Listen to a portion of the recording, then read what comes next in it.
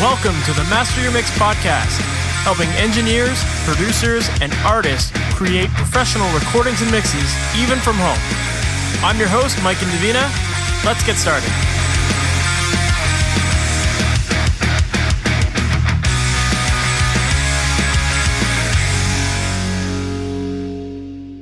Hey, welcome to the MasterYourMix podcast. My name is Mike and Davina, and thank you for being here with me today.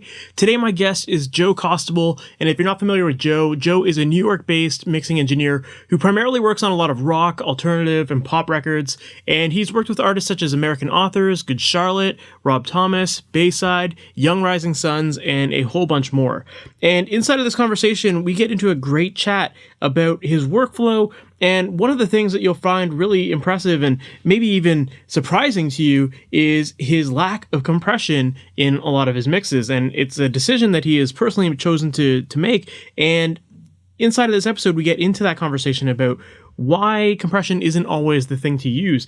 No matter how much you've been taught that you should always use compression, I think Joe brings up some really interesting points about why you might not want to actually use it, and some other ways that you can still get the same sort of effect, but without actually using compression. So we get into a really cool chat about that. We also talk about some of his workflow hacks, including some software that he loves to use to streamline his process, make the mixing process go much faster, keep more organized, and to also help with the revisions process as well. So I think this episode is going to give you a lot of great ideas for things that you can implement into your own mixes.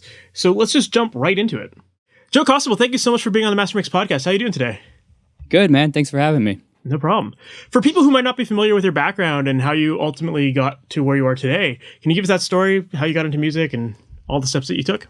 Yeah, well, I got into it at a young age, about 12 or 13 years old, playing bass, and then making some songs and then needing to record them. So then got the 4-track recorder, a little cassette Fostex X14, and really just kind of took off from there. I always played in bands, going all through high school, and I was always the one to record our songs. And then after high school, I went to the Conservatory of Recording Arts and Sciences in Tempe, Arizona, to just I didn't want to go to college, like a real college. I just wanted to do recording. I always wanted to, and a lot of teachers and guidance counselors tried to steer me away from it, but I knew school wasn't going to work out. So I went to audio recording school. And after that, as part of the course, I had to do an internship. So LA, New York being so competitive, I went out to Houston, this was 2006 when Houston was really big hip-hop scene down there. It's where a lot of the big acts were coming out of. And I was in probably the biggest studio to be doing hip-hop records at the time, which was new for me because I grew up on rock and that kind of stuff. And that I'd spent a few years down there, and then things kind of went south in that world, and I had to move back to New York. So being fresh in New York and not knowing anybody, I wound up with an internship at Island Def Jam, which lasted until they fired pretty much everybody that was working there in the A&R department. And I managed to keep sneaking in long enough where eventually somebody gave me a job. But the whole time I was there, nobody really knew where I worked. They saw me, they knew me, but they didn't know who I was working for, what department. And then one day I was asked, somebody came up to me and was like, "You're an audio engineer, right?" And I was like, "Oh man, it's up. They know I'm not supposed to be here." So I was like, "Yeah." I was like, "Why?" And they're like, "Well, we need somebody that can talk to the producers and get all of the deliverables, because we keep getting the files are bad. We need master tapes, and they send us mixes. Nobody understands. We need somebody that can speak the language."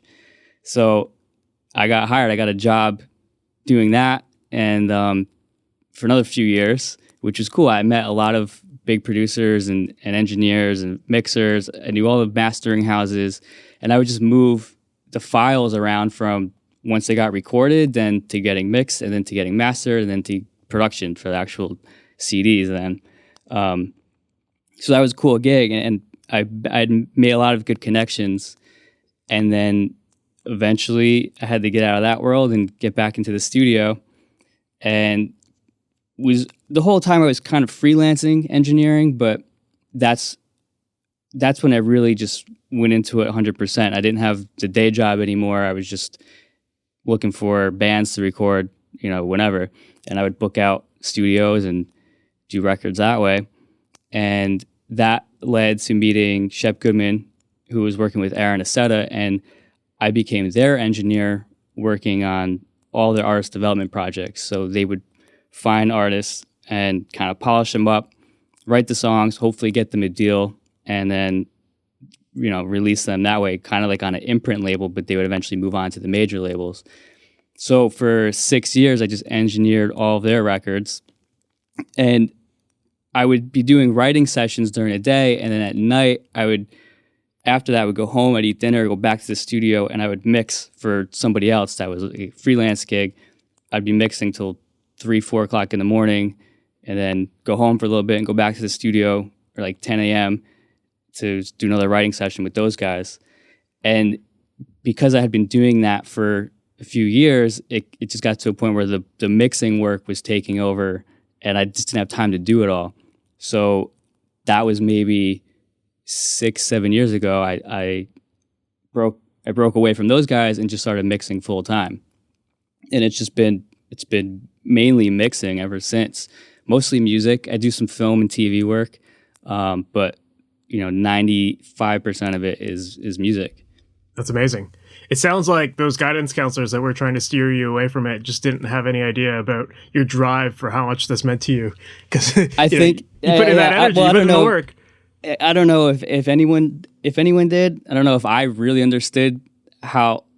I knew I wanted to do it, but I don't think I realized till later on I really didn't want to do anything else. Like that was it. But I think it's their job to like kind of continue on the education path, right? I mean, nobody wants to see a kid like leave school and like chase the dream of being a musician, which I didn't want to be in a band. I had played in bands, so I wasn't trying to be a rock star. I was trying to make the records, because I would sit home listening to these songs like, somebody's in charge of making this sound like that. That's a really cool job. I want to get into that world behind the scenes.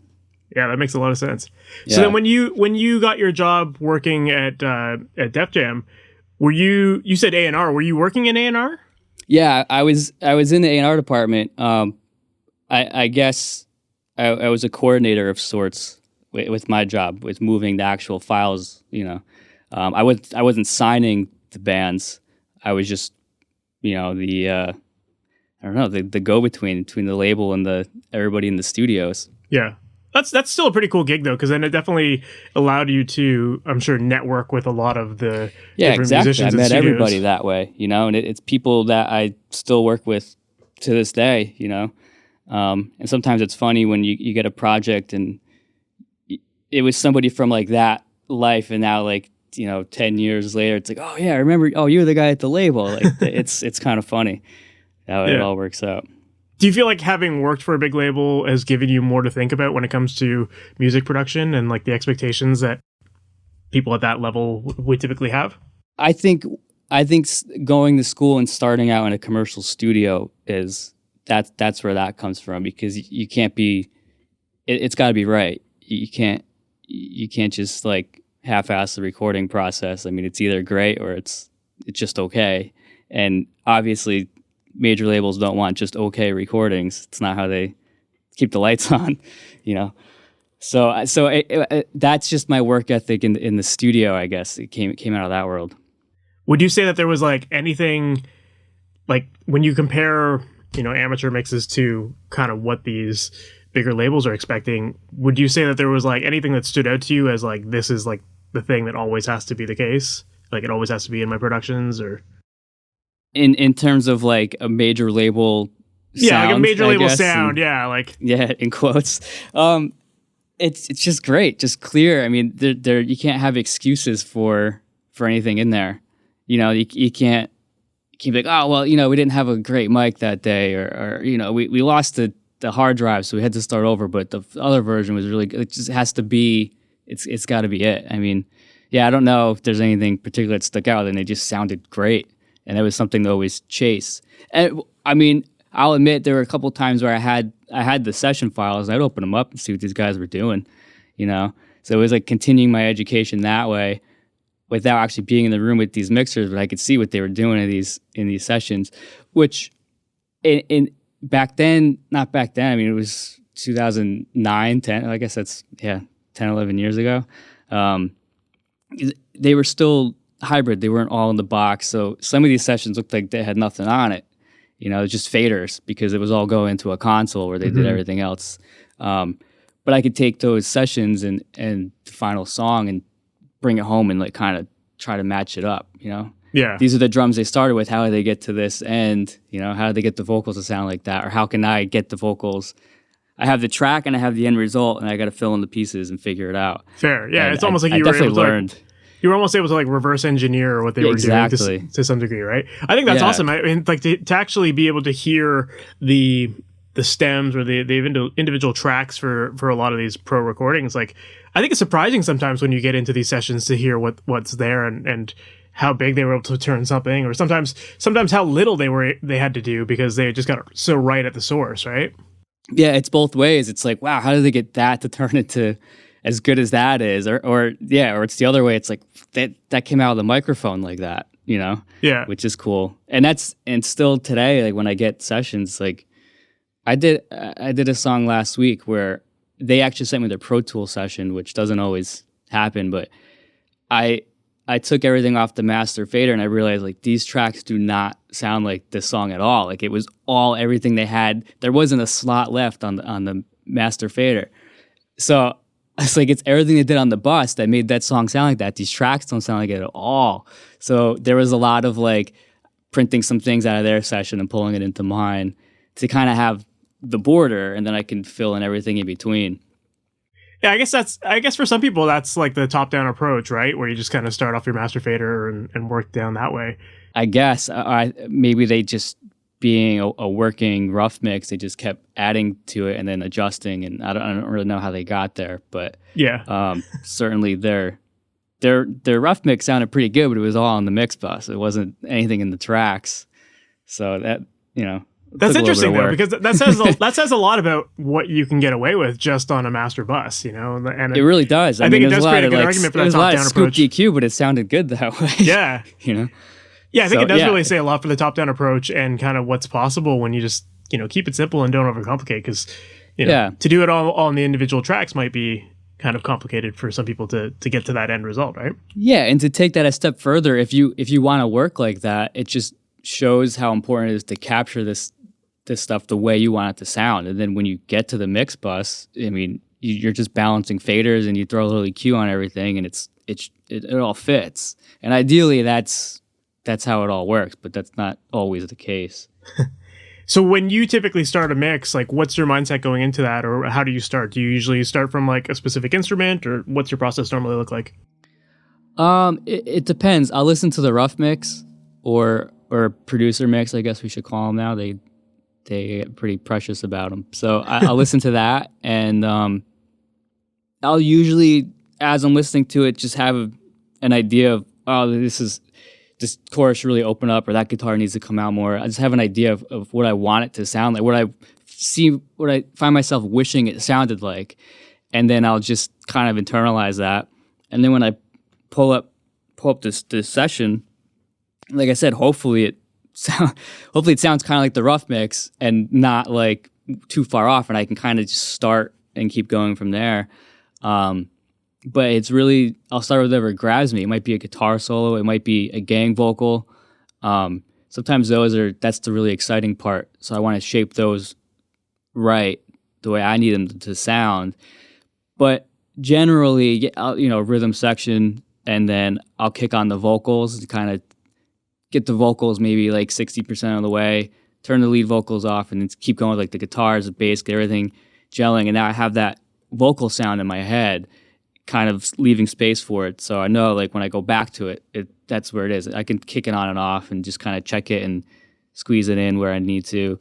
But all while I'm working on the track, I have the vocal going in my head and I'm carving out space for it.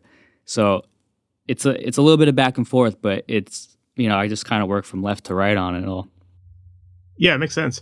Do you like, as far as the rough mix, you had mentioned that some people are very attached to the rough mix. Yeah. So how do you strike that balance of trying to decide whether you should lean more to that rough mix sound versus like kind of take it in a different approach? I always lean towards they have the rough mix. I'm gonna do my mix because first of all, I'm not gonna sit here all day and chase a mix that they already have. Like, and I need to just kind of do my mix the way I hear it, and then we'll tweak it from there. If they come to me with like, here's the rough mix, and we've been listening to this for 6 months, we really like it, then I'll fly a little closer to it. And usually when they say that, it's the balance that they like, and then I can clear some things up throughout. But sometimes that creates more problems because now I'm creating space. They're hearing things that they didn't hear in their rough mix, and then we start getting, comments for trying to get it back to the rough mix, and now it's too many revisions. So unless I'm specifically asked to fly close to the rough mix, I don't, because I already have that, and I just need to do it the way I hear it, just because I'm better at that, That makes sense. Yeah, I think it's worth having that conversation with the band too, or artist, just to say like, how attached to this are you? Like, how was this just something you bounced off like at the end of the session, or did you actually put some time into like trying to craft this into the sound you're looking for? Because that might steer you in a direction. Yeah, and I don't outright ask that, but if they really like it, they'll tell you that they like it. Here's the rough mix. And likewise, they'll tell you if they don't, right? yeah. Or they'll say like, here's the rough mix, we really didn't spend any time on it. Do your thing. Or they won't even send a rough mix. I just want you to do what you just see what you come up with, which is cool too. But that's hard sometimes because you have no idea where they're trying to go with the song, other than what the tracks sound like. So yeah, every version of that has its pros and cons. But I like when they don't make me try to do the rough mix over. For sure. It really feels like work those days. Yeah, of course. Because it's like, it's reverse engineering someone else's brain, and that's never fun. Yeah. So in your opinion, then, what ultimately makes a great mix? I think if I knew what a great mix was, I probably would be the guy mixing everybody's stuff right now. I think, but I can tell you what I like about mixes, and that's space and dynamics. And I guess from being a kid with a bass guitar and trying to learn every record that I put on, I like being able to just not have to hunt for things. If I want to hear what the guitarist is playing, I can hear it. I can hear every note he's playing. I can hear every note the bass player is playing. Nothing's really stepping on each other. So just having the clarity and dynamics. I really don't like compression. I don't use a lot of it on my mixes.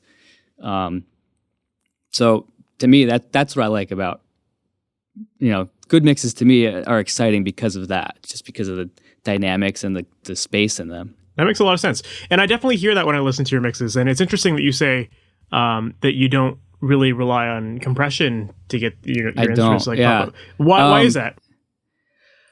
I don't know. In school, because I learned on, analog consoles and 2-inch tape, and they kind of drilled in us, like, don't overdo it going to tape because you can't uncompress. Like, you should just be recording as clean as you can. Your goal should be cleanliness, like from the mic, get it as clear to the tape, and then you can do all the stuff after. Obviously, there's, room to do whatever you want in there, but I think that instilled in me like this fear of over compressing. And so all through my career, even in the hip hop studio, I'd only use a little bit of compression on the vocals to tape or Pro Tools then. And then it translated into my mixing because it never sounds good to me. I feel like I'm taking all the life out of it. And it might just be, I don't know. I just prefer the dynamics without it. And I find that, like, for example, on drums, I'll compress the drum bus together, but then my parallel is the same drum mix without the compression. And because I would compress it and not like it anymore, so then I would add in the transients on the parallel, which I didn't mean for it to be like a reverse way of doing parallel compression, but I guess that's kind of what it is I found that I was killing the drums the way I wanted to hear them, so I would make another bus and put my transients back in with that. And I can have a little more control over it that way. And it works with guitars and vocals especially. It's interesting because like so many people think of that parallel channel as like the mangled channel that has so I'm going much to compression slam it on and add it back in. Yeah, but to do and the that's opposite the way way I it was works. taught. That's the way I was taught, but I never, it which was cool. It always worked, but it's just, trying to get a compressor to shape the drums, it had more shape without it. So I don't really use it too much. I use it where I have to, but a lot of my mix is done with EQ and faders. So then, as far as, because the argument to be made with compression is that, compression can balance everything out and level it out so that you're not maybe relying so much on automation or any of that kind of stuff. Are you using a lot more automation then to get that consistency between your tracks? No, I don't think I'm using a lot because I don't really ride much. I might ride the lead vocal, but the lead vocal is where I use compression in parallel. I have a few different compressors going in parallel. And then a VCA that just controls all those together. So I'll ride the lead vocal, but it's not really every word unless it has to be. It's more like verse to chorus or different sections. So a lot of my automation is like blocks, between different sections. I might automate some guitar swells up or things that kind of jump into the next section. But I don't use probably more. I don't think I use more automation. I think the way I'm EQing, I'm just kind of leveling out the way things are poking through the mix and then allowing those transients to be there and those dynamics to be in there. And just if I approach it from the EQ side, it's no points really overlapping. Everything's got like a slot to come through when it needs to. And then I don't have to go crazy. I don't know. Just I'm sure people that do a lot of automation, I see people doing it like, syllable by syllable on the lead vocal, and I don't know. I don't think it needs that. You might need more of it if you flatten everything out. So yeah, but that's just like to me that's a very organic way of mixing, and it does keep that natural dynamic in there. And presumably most musicians, they do tend to like add their own dynamics to their performances. So the choruses, they're going to hit a little harder or that kind of thing. Or like, they might dig into their strings a little harder on a chorus or whatever. The singers usually push a little bit more. So there is already in some way that automation is kind of built into the performances sometimes, right? Ideally, and it goes back to capturing the stuff the way you want it to sound, but yeah, I think if I have to start, maybe part of it is laziness too. If I have to put all kinds of multi-band compressors and side chains and all that, it's just too much work, and I'll steer away from it. I'll try to do it another way. And I think from when I started mixing to now, or a point where I was doing it constantly, I started realizing that like it just sounds stuffed up with plugins and processing. Like there's got to be a way to not have all these plugins just stuffing up the mix. And I feel like I can get things clearer without all this math going on. And I guess it's all gotten better. Digital is always getting better. And the Pro Tools summing engine wasn't always, this good. So they may have had something to do with it. But yeah. I kind of went after like the less is more approach, and it works. I mean, it's working for me. But I do a lot of EQ, and that might be where the sound comes from. I don't know. Yeah. I guess there's also an argument to be made that like when you do use compression on a channel, that it's sometimes bringing up a lot of that lower level stuff that now you're actually having to do more EQ and add more processing after the fact because you're trying to clean up the stuff that really was already kind of buried in the mix to begin with, right? Right. So it's like anything else. You got to use it and pay attention to what it's doing of course. For you or to you. You had mentioned that you have the vocals are one of those things that you actually do use compression on, and that you've got a couple of different compression settings for that. What's your vocal chain typically look like? It changes. So this week, recently I've been using the UAD 1081, for a while I was using the SSL 4000, the UAD one. The one with the preamps, you can put it in the mic input and then kind of drive the preamp gain on that in the plugin. So I'll use that, and then that'll go into Soothe right now is kind of the next step. That guy has been getting a lot of work recently. And so that's like on the lead vocal, and then I'll have my delays and reverbs come off of that track, but then I'll mult that I'll send it to like a vocal sidechain bus.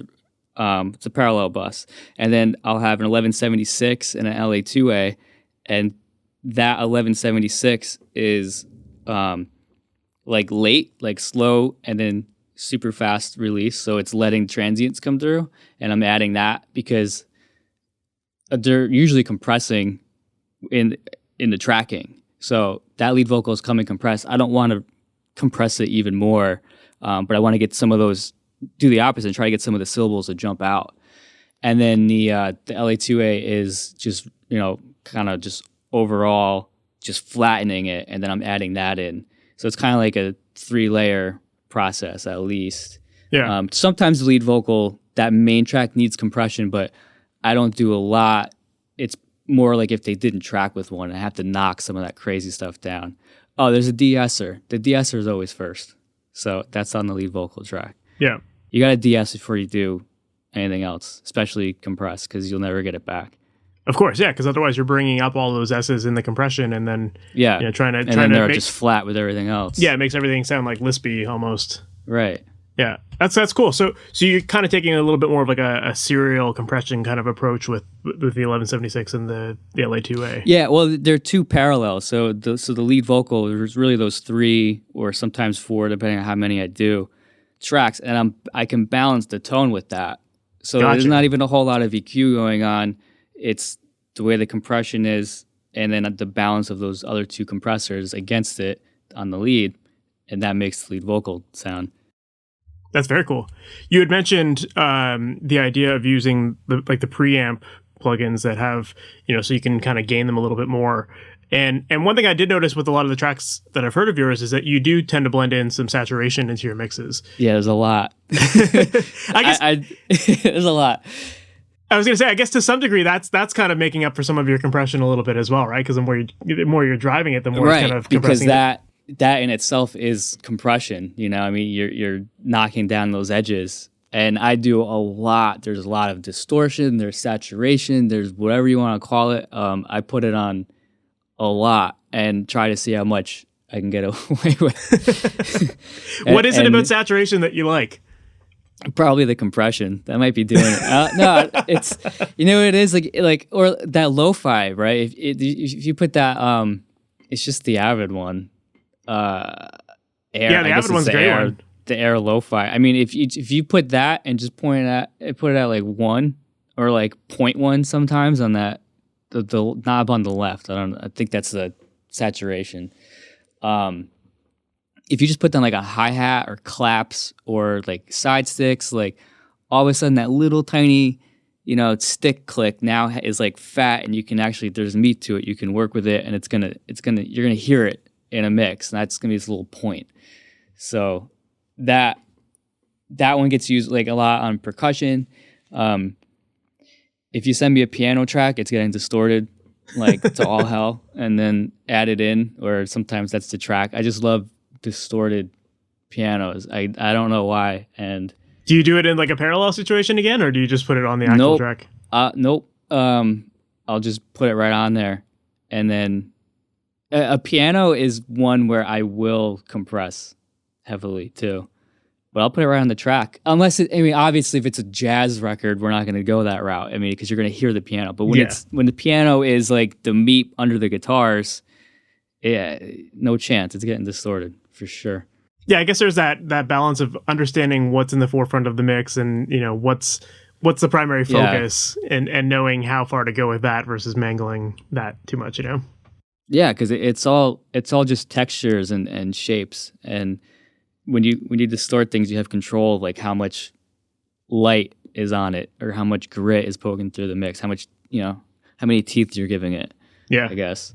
Do you have any tips for adding saturation, but without going too far? Or should you go too far? I don't know. It depends. If you hear, like, I distort pianos heavily, but it doesn't sound distorted, I guess. I'll add that. Like, it doesn't sound like I put everything through a fuzz box. Toms, you put, like, Sans Amp even on toms, because I always have a hard time with getting toms to cut through, and they don't always need to, but as soon as you put something like Sans Amp on it, you can hear them, and it's like a weird thing where you're mixing. Like to me, the balance is like a scale thing. So if you have a big sound in a mix, it might not actually be it's not usually a big sound when you solo it. It's actually very little and it just fits in that slot. But because of everything else going on around it, it sounds like it's this huge sound, but then you solo it, there's no bottom end, like there's no top end, it's just cutting right through. So the distortion will allow you to do that. Kind of give like this false sense of how big something is. Yeah, it's interesting that you bring that up because I feel like I use distortion on snares a lot because I feel like snare to me is like, it's probably the equivalent of your tom thing where you always struggle to get it to come through, right? And I feel like when I solo snares, I'm always like, this sounds so thin. And then you need that saturation to fatten it up. And now all of a sudden it has body now, right? Yeah, or snare. Sometimes I'll just put like a blue stripe on it and smack it and get it to really flatten out. And I can get snares kind of bigger that way. But it's I don't know. There's not really a trick to it. It's just, if it sounds good, it is good. Yeah. And I feel like that's one reason why a lot of people rely on samples as well, because so many samples have already been compressed to hell or saturated and all that stuff. So that like all of that like body and tone tends to be in these samples that people are adding to like make their thin tracks sound bigger. Right. And when I listen to a lot of the songs in your discography, like I just noticed that I think you do a really good job of blending in samples to augment your live drums and to get them sounding really big. And I? If you know the samples are in there, I guess. Well, I don't know. Like at least a few songs that I was listening to, like I felt like I could hear maybe they're not like drum samples, but I feel like I was hearing like clap samples and stuff like that, like just like extra textures that help make your drums feel a little bit bigger. And I was curious to talk about your process for adding samples and what your approach is to that. Yeah. Well, that's a good one because a lot of that stuff will come from the producer now. So I don't think in the past year, I actually don't think I've added any drum samples to a mix. I have added crash cymbals. I have a few that I like that sometimes what they send me doesn't work, but they're making a lot of those choices, and I'll get live drums with the samples that they want, and usually that works. Gotcha. Yeah, that makes sense. Well, I guess, what was your actual question? Well, my question was just like, what is your typical approach to using samples, and like, how and when do you decide on when you're going to use them? So, yeah, I'll try to work with what I have, and then sometimes the snare just needs to snap a little more. Or the kick just doesn't really have the bottom that I'm looking for, and then I'll go and add to kind of fill in the gaps of what their drums are missing, which I guess is the point, right? I mean, if you record a drum set, at like an 8, you can use samples to get it to a 9 or a 10, just by augmenting and not trying to just bulldoze what they have. Unless the drums are just real bad, but I haven't seen that in a while. Everybody's pretty good about their drums these days. At least I've been fortunate enough to have people that like their drums. Well, that's a good thing. So. And it's interesting that you said that people are sending you a lot of these tracks that do have a lot of those sample layers built into it. I guess, that's my bad for thinking you're doing it in post, but like... Well, I'd like to take the credit for it, but these producers, I mean, like I said, they're spending a lot of time getting these songs right. So, their rough mix is pretty good, for the most part. It's sometimes I hear them and I don't know, I'm listening to it, like, I don't know if I can beat this, but then I pull up the tracks and for whatever reason, once I look under the hood, I can kind of hear my ideas in there. But sometimes these tracks are just they're good, and you know, they could master and put it out, but they're spending a lot of time getting it right, and they have access to it. You know, I mean, they can get the same drum samples I have. I have a few of my own that I recorded or just have collected over the years. But yeah, people just they're spending the time on it, which is nice to see. And I guess also there's, you know, going back to your earlier point of like a great mix has that space and that clarity and depth to it.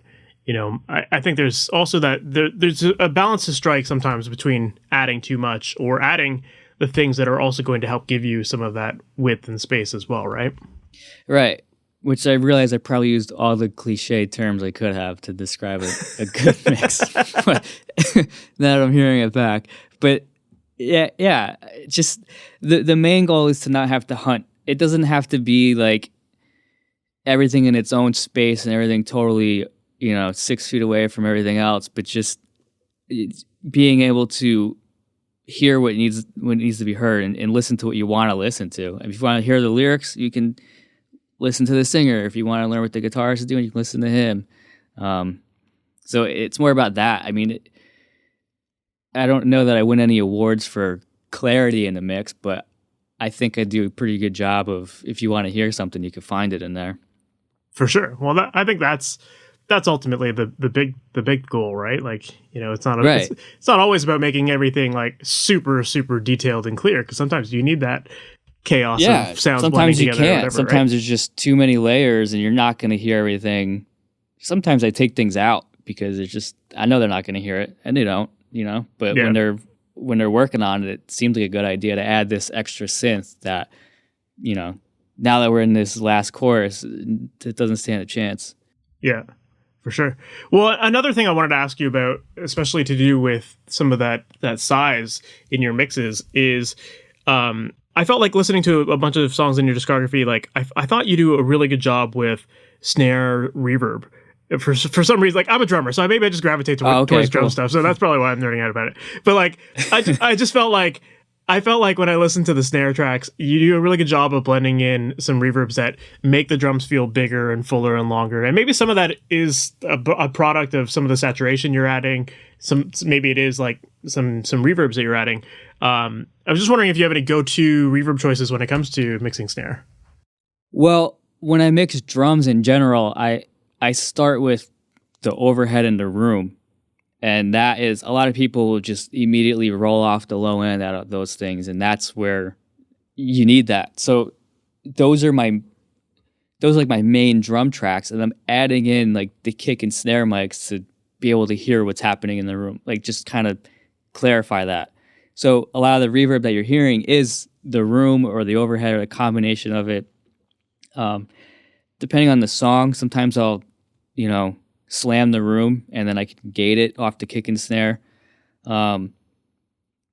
Or if I just need to add a little bit, if that snare needs a little more space, I'll use it's the U80 precision reflection engine, that one. And I think it's like A-frame. There's like in the model, I think there's like a drop down. I picked the A-frame and then just kind of mess with the size of that and the pre-delay just to get it to fit. And I guess the idea is enhancing that already existing room sound. And a lot of times I'll kick that on in the chorus. Like that's where that snare is going to open up. But again, a lot of these tracks often will have, you know, the chorus has a couple more snare layers, you know, and then they're keeping the verse super tight and close. And then it might be a sample that's making that snare expand in the chorus or whatever it is. But yeah, if I'm adding reverb, it's going to be that reflection engine. Sometimes Abbey Road, but that has a very specific sound. Mm-hmm. Yeah, I feel like when it comes to reverb, there's so many choices out there, right? Like there's so many different plugins, plus the fact that there's different emulations of like plates and rooms and halls and chambers and all that stuff. So, do you have any like that precision A-frame one? Is there a specific, like, is that just like a plate setting that it's using or something like that? No, you know what? I think it's just designed to be like, it's more of an early reflection thing. So, and there's different shit. There's like cube, there's like cylinder, there's the A-frame one. I don't know what the other ones are off the top of my head. That just does a really good job of like creating a space, but not clouding up with reverb. Gotcha. So it's more of an early reflection thing. But I mean, I just got the 480, the U80 480 like last week. Because there's so many reverbs, and I refuse to believe that I needed another reverb. And then I just demoed that thing, and I was like, oh, that's the sound that I've been trying to get out of everything else. So right now that's a winner, but that's like that's for vocals. I wouldn't put drums on that typically. Yeah. With what I do. Do you tend to lean on like shorter reverb times for drums, or do you go long? Yeah, it's going to depend, right? I mean, if the song's moving real fast, you don't want a long reverb hanging around, because that snare hit's still swimming like 2 bars later. If you have the space for it, you can go longer, but I think I just I want the reverb, I want you to hear it while it's there, and then when you don't need to hear it, I want it gone. I don't want it still coming down or swimming around. I like to hear it when I need it and then get it out of the way. Yeah. So I think that's why the early reflection thing works better for me. Do you ever do anything like sidechaining your effects? Yeah, I'll sidechain like vocal reverb. The lead vocal will drive that just to kind of push it down while they're singing over it. That's the biggest use of that is just having the lead vocal push down its own reverb and delays. So while they're singing, you're not bombarded with all this extra cloud around them. Mm-hmm. But yeah, I don't know if I do that. It depends. I don't think I do that in too many other places. Well, I think that's probably one of the best places to use it, because you're really just trying to, you typically your vocals are that thing that's in the center of the mix that's the loudest, and you want that to be as clear as possible. So you kind of get rid of a lot of the junk around those lyrics, right? Yeah. What I will do is usually in every song I'll create kick and snare triggers. I'll use like the Massey Drt, and I have a kick and snare track that are just the blips that it makes, like no samples, it's just the blips. And then those they're muted, but they send out to, the kick it sends to a kick trigger, and the snare goes to a snare trigger. And then on both of them, I'll put like a kick and snare trigger, so that at any point in the mix, I can, like if it's the bass or if it's the guitar, or sometimes I got to step on the vocal a little bit, I can use that side chain and pull in the kick trigger, or if I want the kick and snare to trigger, I have those side chains already set up, just on their own buses. I can pull them in wherever. I can, push down the whole mix if I want. So that's something when I prep, I spend a little more time getting that ready to go. That's very cool. So I can use that on anything else, but those are like kind of built in to my session. That's very cool. So for that process, for anyone who's maybe unfamiliar with how to set that up, you said you're using Massey Drt? Yeah, I use Massey Drt, and then I create 2 new tracks. So one's for the kick, one's for the snare. And then if it's not all one snare track, sometimes the snare changes, so I'll have to go through, but I'll get the trigger points for all of the snare hits and all the kick hits and print them on the kick and snare track. And then on each track, I have a pre-fader send that's just, either it's the kick trigger or the snare trigger. And then on both of them, I have a second send that's eventually both of them together.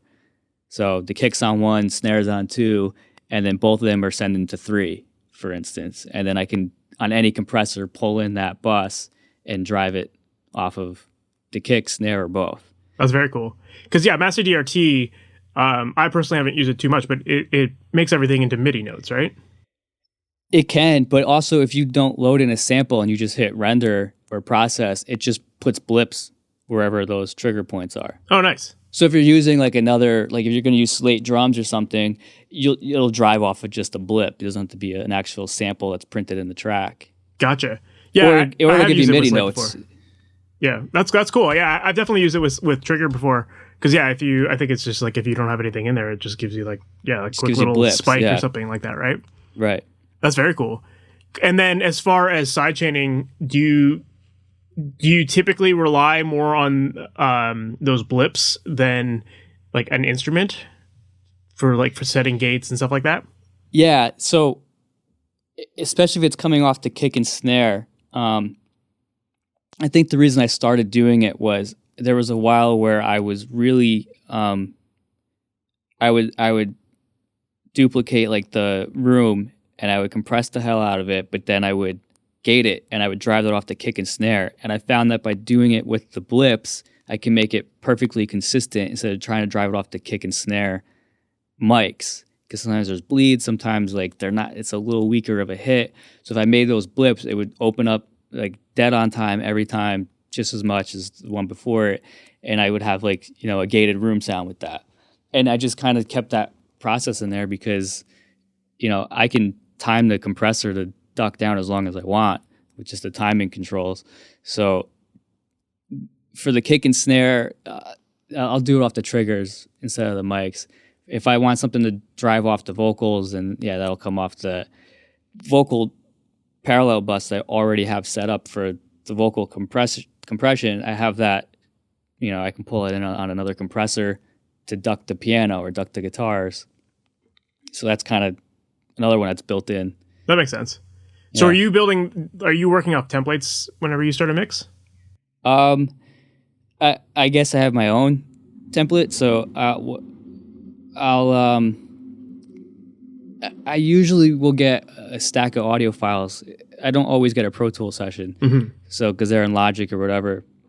So I have a session build template that I'll just pull in all their audio and it's got my buses set up. And really the only thing that's a template about it is it has like stem buses and then it has my vocal reverb and a tap delay, like a short delay built in, but the rest of it is on the fly, Gotcha. I never to spend the time to make a session with like an aux send for every single reverb and delay or effect that I'm going to use. It just seems like so much time. It takes me 2 seconds to just make a new track and drop it on there. So the template is really just for the routing. Gotcha. Yeah, I guess some guys like to do it just because, then all your naming is consistent or whatever. And maybe just replace the name if you don't like how their files are named. But yeah, I don't. Yeah. I always tell them to name something relevant. So I don't get like audio 1, audio 2 anymore. Yeah. So luckily they're good about it. And it is named. And then now that you can battery name it, so you can just pull out like all the stem or all the percussion that they added to the front of everything.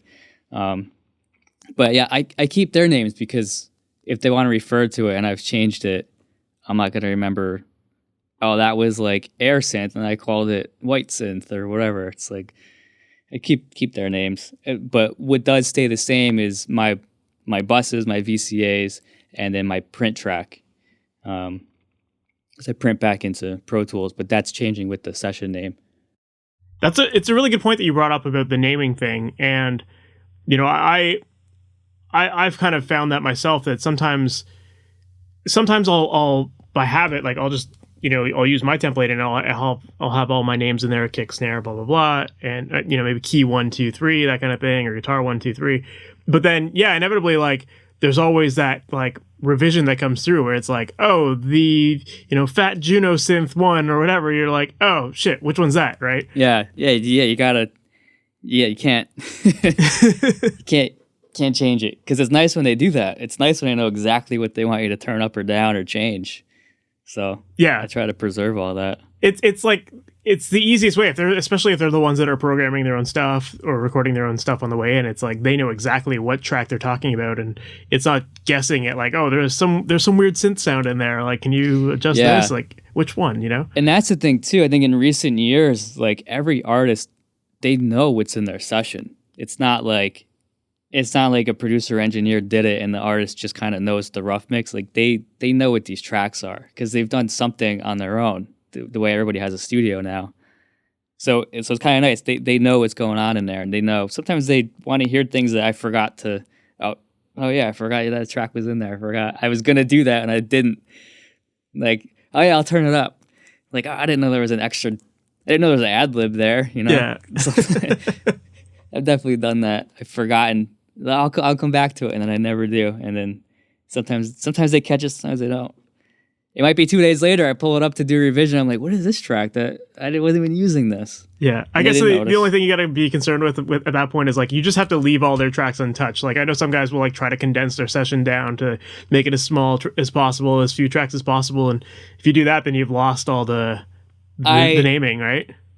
Well, okay, so I do that, but I have once I'm like 2 or 3 revisions in, like I can delete all the inactive tracks. Like I don't need that. Gotcha.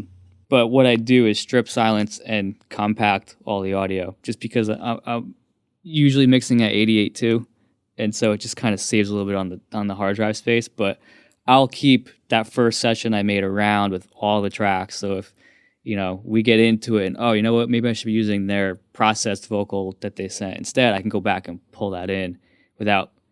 By now the Wii transfer is gone and there's no way to get it. Yeah. So I keep it around for a little bit, but yeah, once it's hidden, if it doesn't come back on, it's like I throw it out. Don't need it. Yeah, that's a good point. Like always save copies of your sessions so you can go back and.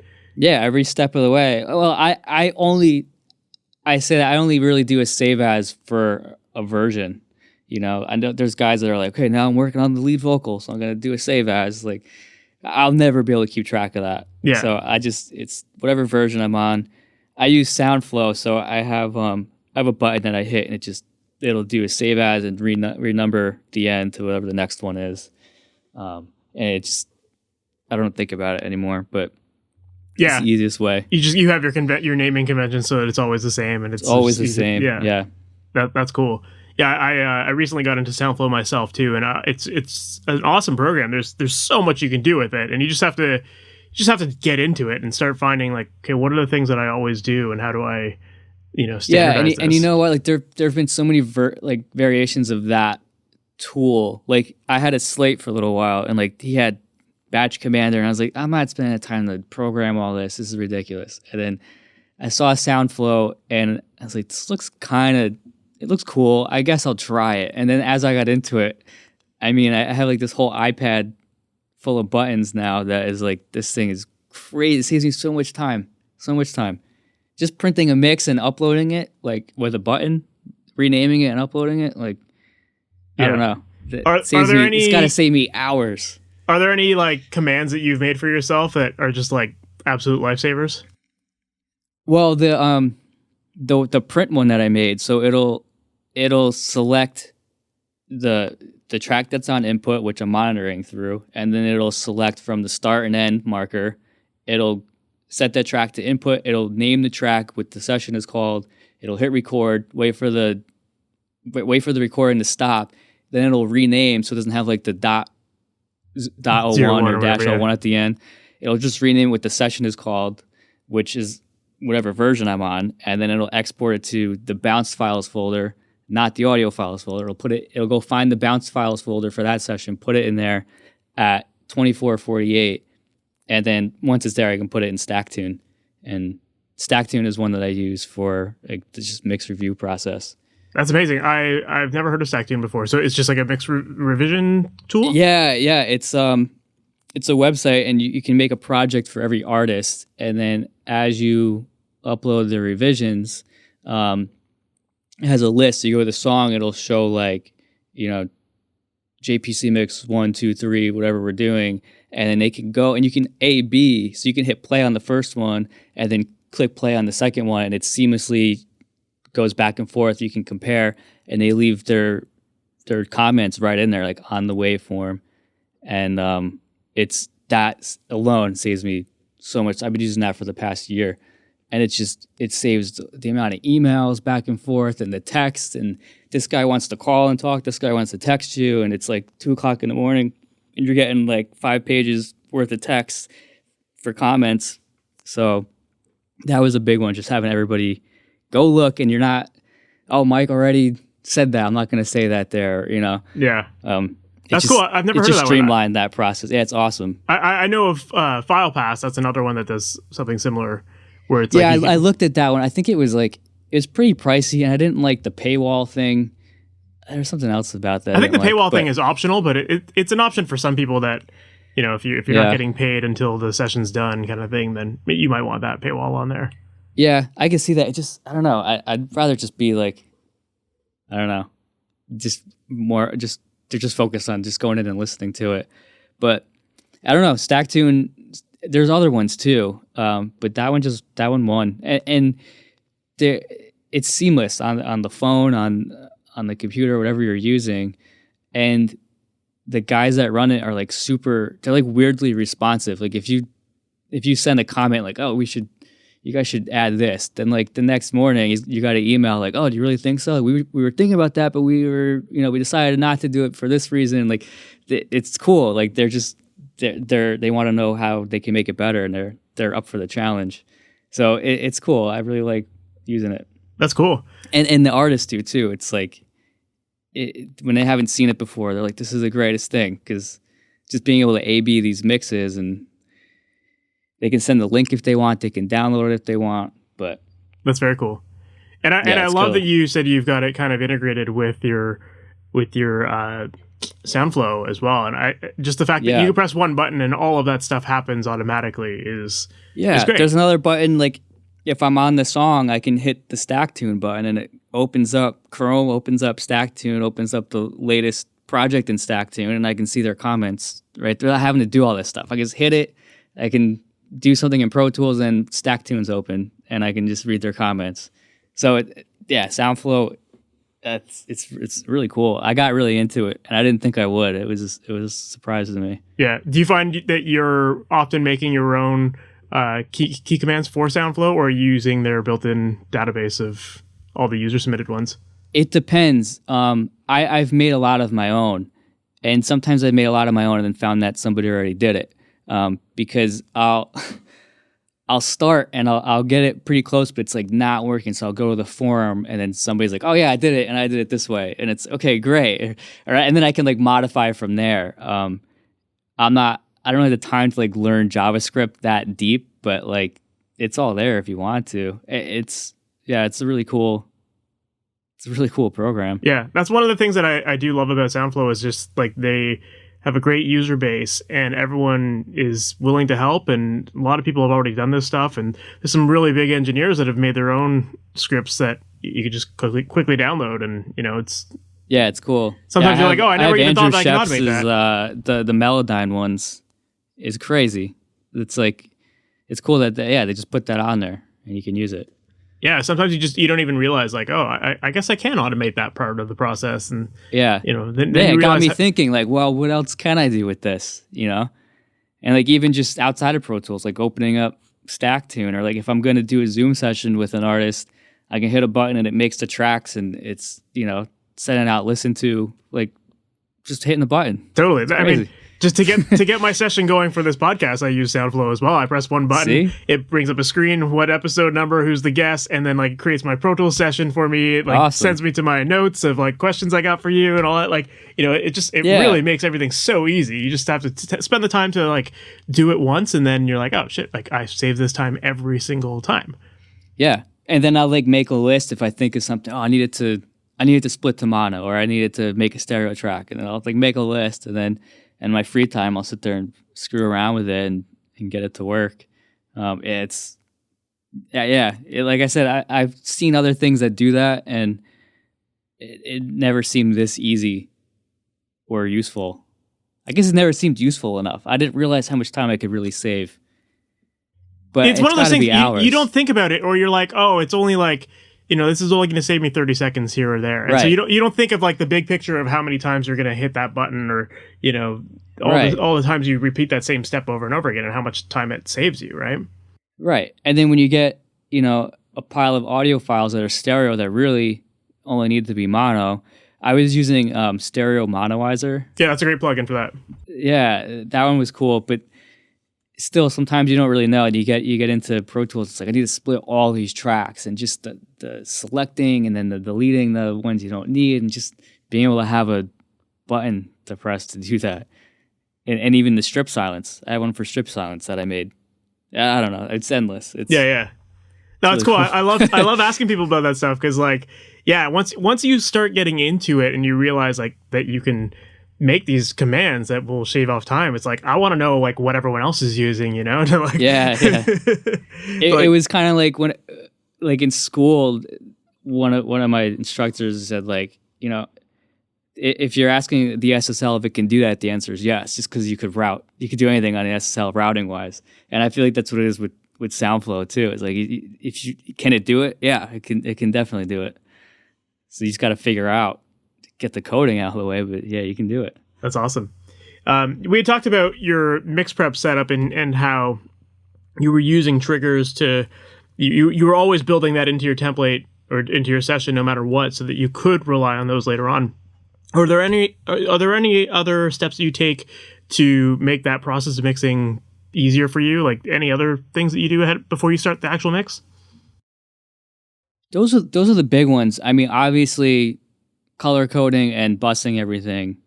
And again, Soundflow does that for me. It just highlight the drums and hit prep drums, and it sends them to the drum bus. It colors them. So color coding and markers are, you know, that's the big one. Everything's the same color when I look at it, no matter what song it is.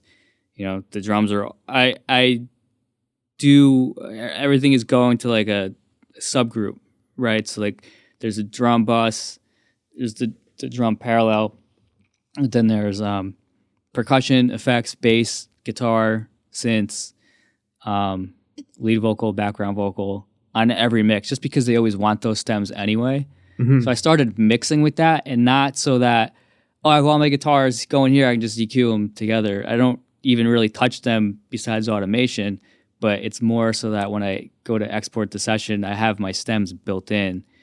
And I'll use separate reverbs like per subgroup also. Interesting. Even if it's the same, just so that I can print everything out at once. That makes sense. Which is a huge time saver than printing stems, you know, one section at a time. Yeah, for sure.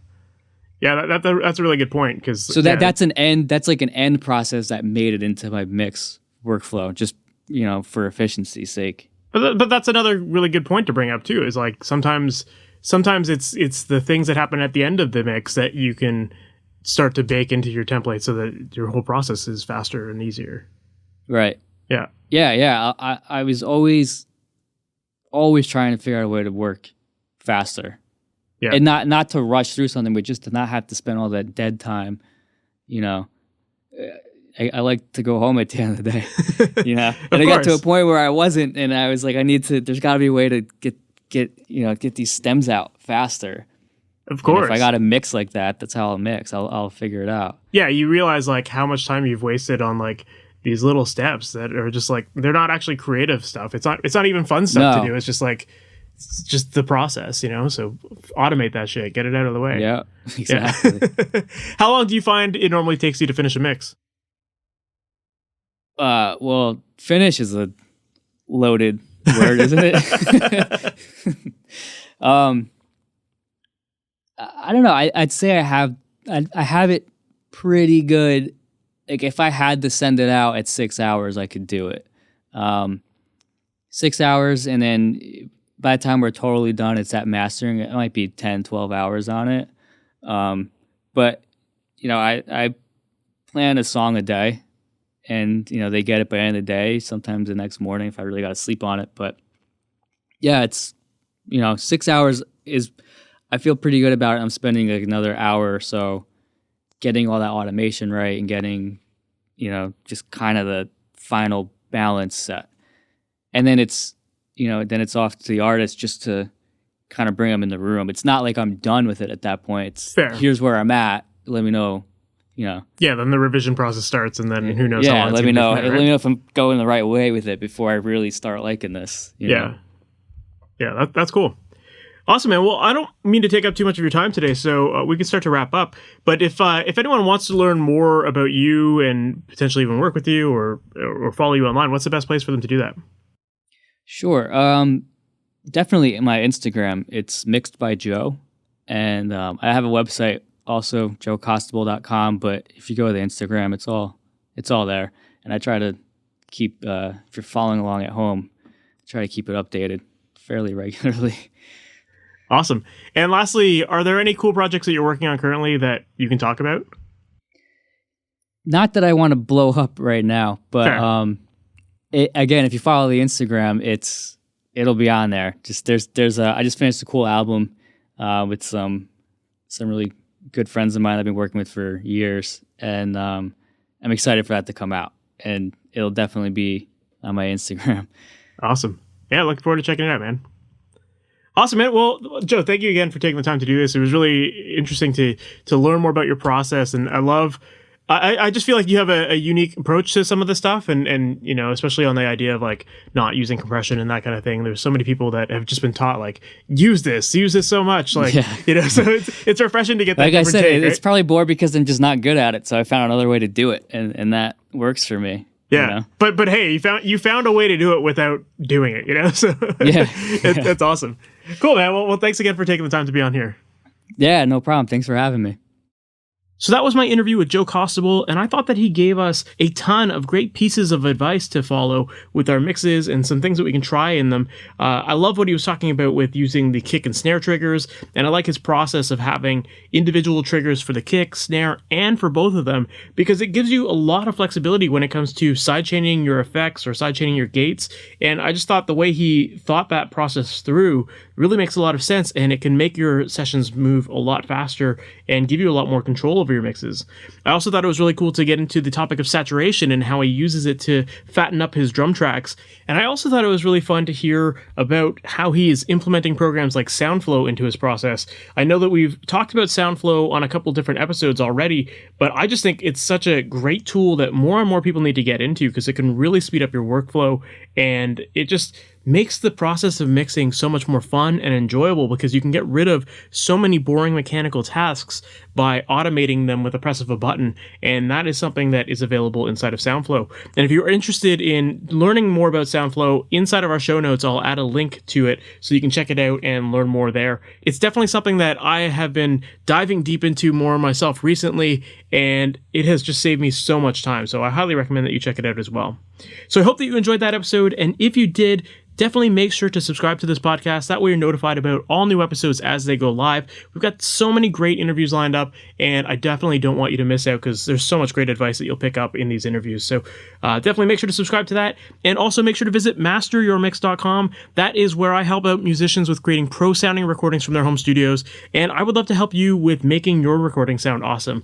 So if you're looking for a step-by-step process to learn about mixing and you're looking to make the process easy, definitely check out MasterYourMix.com. And while you're there, definitely make sure to get a copy of The Mixing Mindset. This is a book that I put out a little while ago that became a #1 seller. And inside of this book, I really break down the process of mixing to make it easy and show you exactly what steps you need to take, what things you need to be boosting and cutting with EQ, which frequencies to pay attention to, when to use compression, when to use effects, and so much more. I've really tried to make this book a really simplified, step-by-step process to follow so that you're not feeling overwhelmed when it comes to your mixes, and instead you have a clear plan of action to follow so that you can start your mix and ultimately know when your mixes are done, because that's just equally as important, right? You have to know when your mixes are finished so that you can actually put these songs out. So definitely make sure to check that out. Once again, it's called The Mixing Mindset, and it's available at MasterYourMix.com. So that is it for this episode. I really hope you enjoyed that, and I look forward to chatting with you in the next one. We'll talk soon. Take care. Thanks for listening to the Master Your Mix podcast. To have your questions answered, submit your questions to questions@masteryourmix.com. Please go to iTunes and subscribe and leave a review. And for more information on how you can improve your mixes, visit MasterYourMix.com.